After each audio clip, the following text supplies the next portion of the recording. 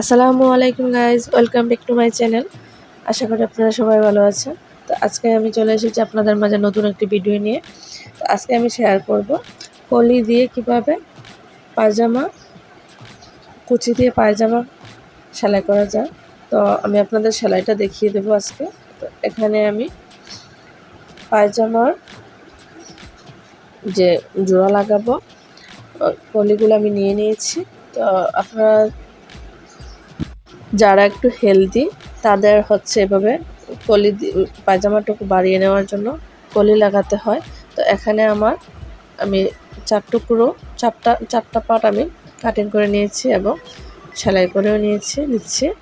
তো সেলাই করে এক একটা পার্ট সেলাই করে এভাবে করে আপনারা আঙ্গুলের নখের সাহায্যে আপনারা একটু ফিনিশিংটা দিয়ে নেবেন ভালো করে। তো এখন আমি এই পায়জামার একটা পাতে কুচি দেবো। তো আমি এখান থেকে দৌড়ে 5 ইঞ্চিতে একটা মার্ক করে দিয়েছি। তো যারা একটু হেলদি আছে তাদের জন্য এভাবে জোড়া লাগাতে হয়, যেটাকে কল্লি বলে আর কি। তো এখানে আমি কুচিগুলো দিয়ে নিচ্ছি। তো আপনারা চাইলে আরও ঘন করে বা পাতলা করে কুচিগুলো দিয়ে নিতে পারেন। তো এখানে আমি একটা পায়াতে কুচি দিয়ে দেখিয়ে দিচ্ছি।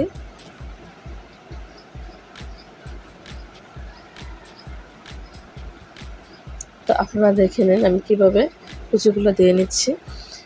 এই যে এভাবে করে আমি কুচি দিয়ে নেব। তো এখান থেকে ধরে আমি আবার মেজারমেন্টের সাহায্যে মেপে নেব যে এই সাইডে আমি 5 ইঞ্চি পরিমাণে রাখবো। তো এই যে দেখুন আমার একটা কুচি দেওয়া হয়ে গেছে। তো আমি আরেকটা কুচি অফ ক্যামেরাতে দিয়ে নিয়েছি। তো এখানে আমার কলির চারটি পার্ট নিয়ে কাটিং করা হয়েছিল। তো এখানে এটা হচ্ছে বেল্টের জন্য কোমরের কাপড়টা। তো এখানে আমি এটা আগে কাটিং করে রেখেছিলাম। তো এটাতে এখন জোড়া পড়বে। তো আমি জোড়াটা এখন জয়েন করে নিচ্ছি।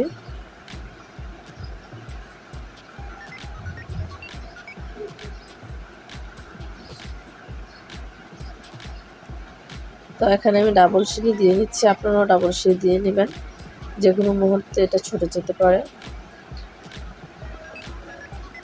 এখন আমি যে সেলাই করে রেখেছিলাম, তো এখন আমি এই কলি এবং আরেকটি পায়ের কলি, দুটো কলি একসাথে জয়েন করে নেব। তারপরে আমি উপরে কোমরের কাপড় জয়েন করে নেব। তো এখানে এই যে আমি দুটি পায়ের কলি আমি এখানে জয়েন করে নিচ্ছি। তো এভাবে ধরে আপনারা সেলাই করে নেবেন। তো এখানে অবশ্যই ডাবল সিলি দিতে হবে।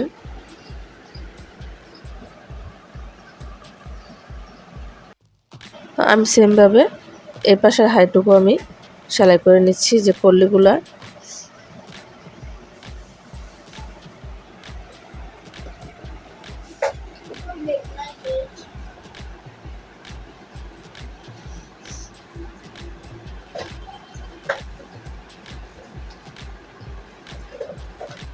এখানে অবশ্যই ডাবল সিলি দিয়ে নেবেন। আমি ডাবল সিলি দিয়ে নিয়েছি।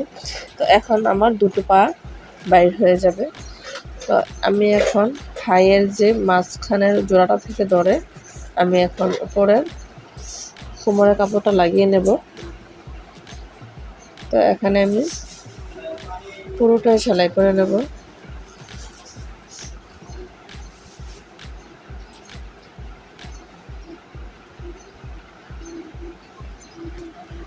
তো এভাবে ধরে ধরে আপনারা পুরোটা পায়জামা সেলাই করে নেবেন।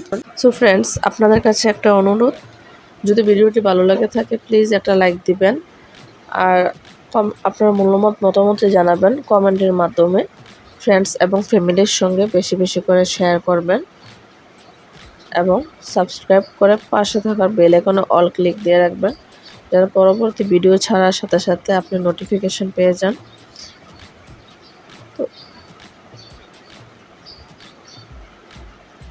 তো এভাবে করে আমি সেলাই করে নেব পুরোটা।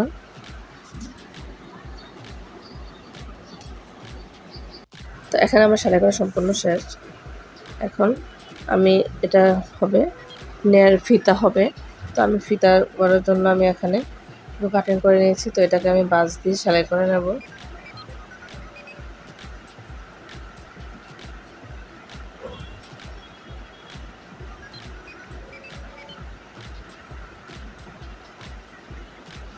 এখানে আমি ফিতার জন্য এখানে আমি 2 ইঞ্চি 1 ইঞ্চি করে 2 ইঞ্চি নিচে ভাঁজ করে সেলাই করে নিচ্ছি। তো আপনারা এইভাবে ফিতা করার জন্য সেলাই করে নেবেন। আমার এই পায়জামাটা ফিতা হবে। তো আপনারা চাইলে আমার চ্যানেলে আরও অনেক ভিডিও আছে রাবার দেওয়া, ইলাস্টিক ব্যবহার করা, তো ওইগুলো দেখে নিতে পারেন।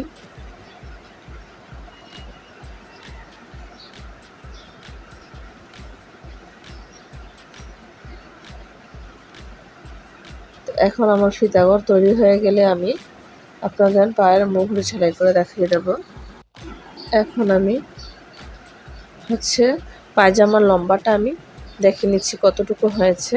তো আমি যতটুকু লম্বা রাখবো ওইখানে আমি একটা মার্ক করে দেব। তো এখানে আমার পায়জামার লম্বাটা আমি রাখবো 39 ইঞ্চি পরিমাণে। তো আমি এখানে 39 ইঞ্চিতে একটা মার্ক করে দিয়েছি। তো এখন আমি পায়ের মুহুরিটা মাপ দিয়ে নেব। তো এখানে আমি পায়ের মুহুরি রাখবো 7.5 ইঞ্চি পরিমাণ। আমি 7.5 ইঞ্চিতে একটা মার্ক করে দিলাম। তো আমি এখন মুহুরিটা সেলাই করার জন্য প্রথমে আমি মাপ অনুযায়ী ভাঁজ করে নিয়েছি। তো এখন 1/2 ইঞ্চি পরিমাণে আমি ভাঁজ করে আমি পায়ের মুহুরিটা সেলাই করে নেব এভাবে। এখানে বোঝানোর কিছু নাই, আপনারা দেখলেই পারবেন, খুবই সহজ। তো এখানে আমি আপনাদের দেখিয়ে দিচ্ছি, আপনারা দেখে নিন।